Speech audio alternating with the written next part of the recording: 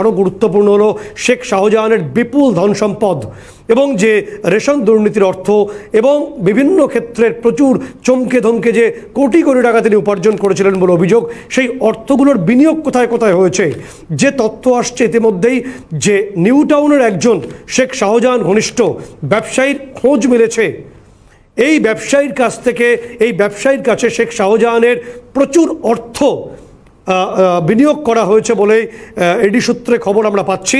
এবং নিউ টাউনের এই যুব যে ব্যবসায়ী একেবারে ইয়াং, তার কাছে শেখ শাহজাহানের প্রচুর টাকা রয়েছে বলে বিভিন্ন সূত্রে খবর আসছে।